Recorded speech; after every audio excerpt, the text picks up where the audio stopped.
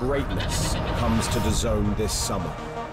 The world's best players will be summoned together. Okey, FIFA Club World Cup 2025. Satu benda. Di hujung video ni aku rasa korang akan anggap aku sebagai promoter FIFA. Tapi tidak sama sekali Satu sen haram pun FIFA tak bagi aku. Tapi sebelum tournament ni start sebenarnya, ada banyak aku tengok orang komplain. Satu orang takut gameplay tak sedap lah. Tapi come on lah, main weekend club kau lawan pun belum tentu sedap. And then takut ada satu side je menang terus-menerus. Habis Man City menang Liga 4 tahun straight, Real Madrid menang UCL terus-menerus. Sebelum ni tak takut pula. Takut tiket tak penuh lah. Macam-macam benda orang takut. Maklum benda baru, orang belum di-expose lagi dengan benda macam gini. Dan ini pertama kali level club bersaing besar-besaran dalam kelompok dunia. Video ni aku bukan nak backup FIFA. Even aku tak suka sangat venue dia main dekat US tu. Negara apa kalau football pun panggil soccer. View pun sakit mata aku tengok.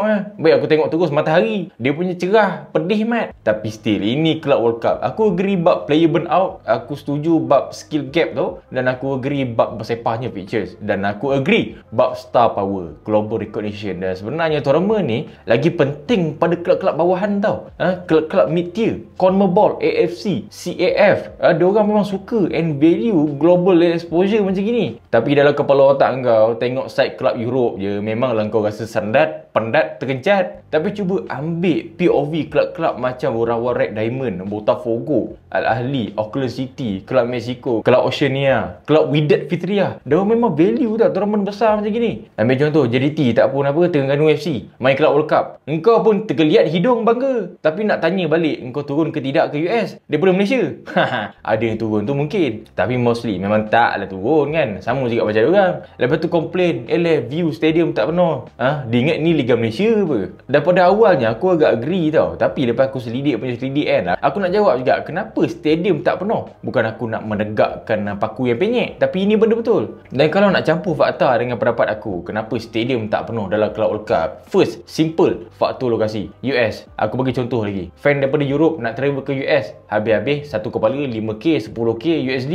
Ambil kira tiket flight, hotel, mencekik, transport. Dan aku bagi contoh lagi kenapa dia orang skip pergi Club World Cup. Antaranya dia orang dah spend banyak turun stadium, travel tengok tim dia orang main Champions League. Tak payah UCL lah, tengok je game Conference League, tengok je game Europa League full. Itu baru satu game, situ je dah berapa habis. Bukan semua orang level datuk punya kaya kan.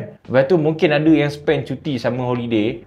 Kalau yang dah plan cuti dekat US tu tak apa je kan. Sekali harum orang kok dia kata. Ini ada orang Europe yang mungkin daripada setahun lepas lagi dah plan sama tahun ni kita cuti, kita pergi India, kita makan capati. Takkan dia nak cancel trip makan capati tu? Fan daripada South America, Brazil, Argentina, kos tinggi ni, currency lemah tu satu. Mungkin dia orang memang sayang gila dengan klub dia orang, tapi terlampau mahal costing nak follow klub dia orang tu pergi US. Kalau negara lain lah kan, ini level klub je. Aku tahu ramai yang turun juga. Tapi dah sebab nak menjawab soalan korang kenapa stadium tak penuh. Inilah realiti je.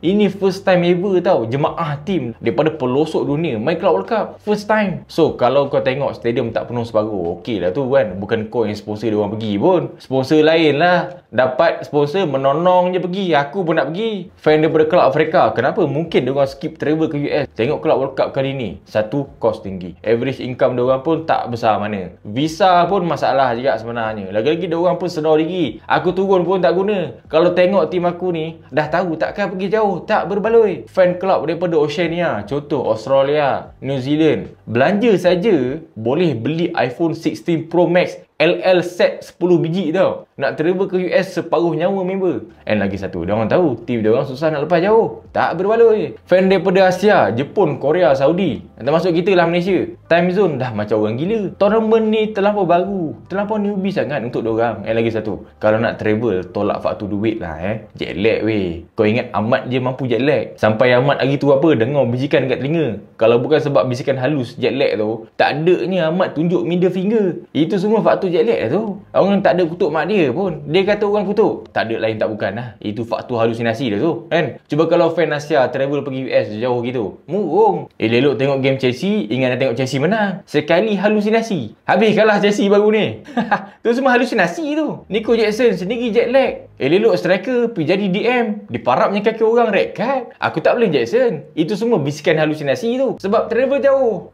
Lagi satu, nak harapkan fan US turun stadium tu pun boleh. Dan memang dia orang turun. Aku tahu. Ramai sebenarnya. Tapi ingat ini level kelab, bukan country. Lagi pula, kita ingat diorang ada masa ke. Contoh, game start 6 petang. Time US, alright lagi. Game start 9 malam. US time, alright lagi. Cantik. Tapi ada game yang start pukul 12 tengah hari. Engkau memanglah tengok dekat Malaysia pukul 12 tengah malam. Tapi dekat sana tu 12 tengah hari. Siapa gila nak lari daripada office pergi turun stadium? US tu adalah negara dia besar gajah tu tak? Kalau dia lari office pergi turun stadium pun, saya silap mahu 1 hari baru sampai stadium. Dan ada game start pukul 3 petang. US tu ada part yang panas gila tau. Baru ni apa, berbudak Dortmund tengok first half dalam changing room. Gila kau main tengah hari buta. Siapa nak turun? Dah lah sana panas kan? Dah lah stadium bola diorang kebanyakan tak ada bumbung. Negara je kaya, stadium dengan bumbung untuk fan apa tak ada.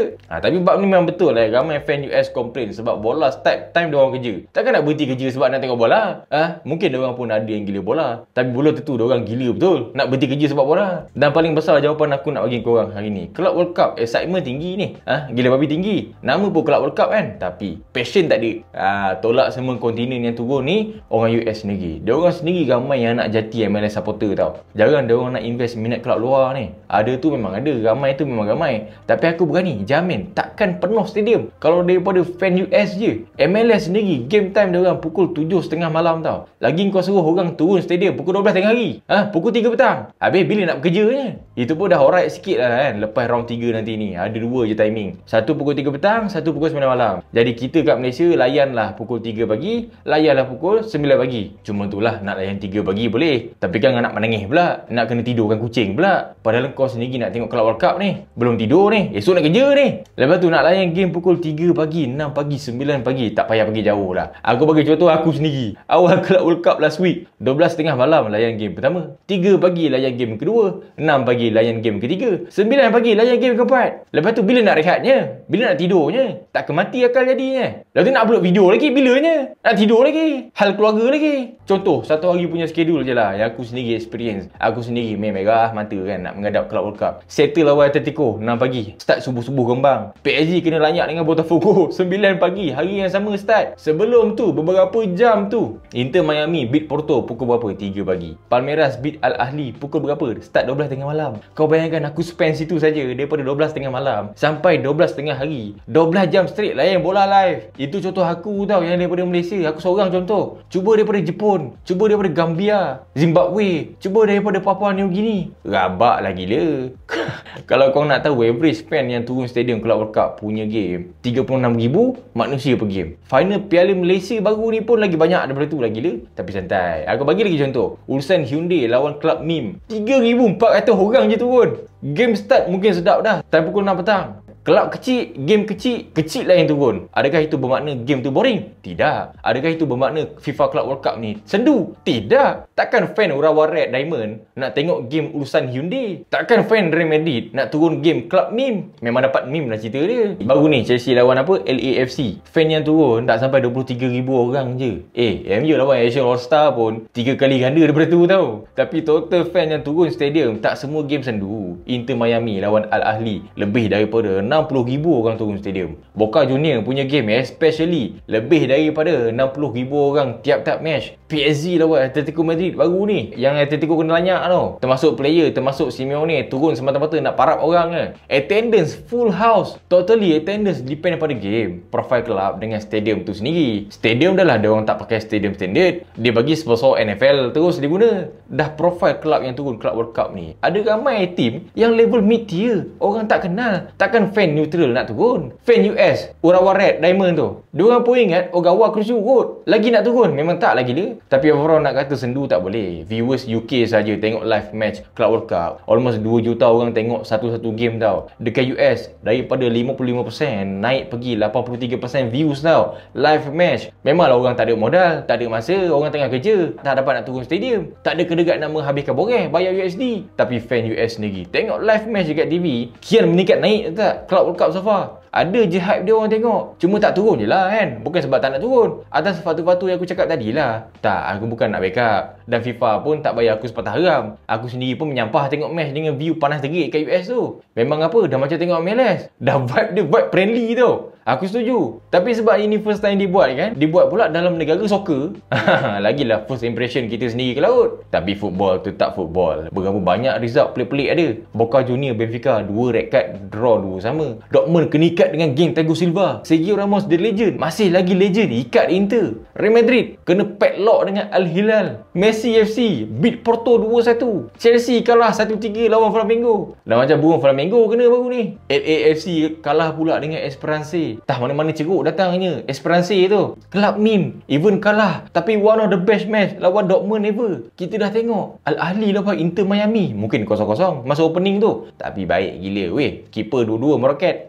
Sama-sama naik. Kau tak tengok yang masa Bayern rogol Auckland City tu sampai 10-0. Tapi kebaikan dia dekat situ, orang dah tahu dah Auckland City ni level semi pro je, level MSSD je rupanya. Dah terkenal, diorang famous dah sekarang. Kan bagus untuk kelab-kelab macam gitu, dapat branding, publicity free. Even kena medal pun satu dunia tahu diorang ni fighter. Part time pun part time lah, 10 pun 10 lah. Janji Club World Cup, janji lawan Bayern kau ada. PSG lawan Atletico Madrid, Atletico jadi super parap team ever, tahu tak? Dah beat Atletico. PSG pula kena tenyih dengan Botafogo. Terkejut Brazil aku dibuatnya. Jadi celah mana boringnya? Celah mana sendunya? Takkan tengok highlight je hari-hari dah sifatkan satu tournament boring. Aku ni bersengkang mata tau, sampai merah mata tau tak tengok Club World Cup hari-hari. Itu pun nasibik video upload. Itu pun nasibik hal keluarga aku semua settle. Kalau tidak murung aku. Kita tengok sekarang lepas 2 round, Palmeiras top group A, Botafogo top group B. Lepas 2 game, PSG Atletico bawah, duduk bawah tu. Flamengo top group D. Sekarang Chelsea saing Esperance, bayangkan. River Plate top group E, Fluminense top group F sekarang. Al Hilal yang lagi ramai star daripada Salzburg sayang-sayang Real Madrid. Club World Cup tak ada MU pun aku tengok. Itu nasib Lingard punya club tak ada dalam list. Kalau ada, mau sebulan murung aku jadi. Video ni aku bukan nak backup sangat FIFA Club World Cup tu, tapi aku nak bagi sikit kesedaran civic kat korang, supaya jangan judge the tournament by its highlight. So untuk Club World Cup so far sekarang, komen dekat bawah. Mana-mana yang baru tengok Forest Studio, make sure korang tekan subscribe button dekat tepi tu, like, share. I'll see you in the next video. Aku Bro Hans. Thanks for watching.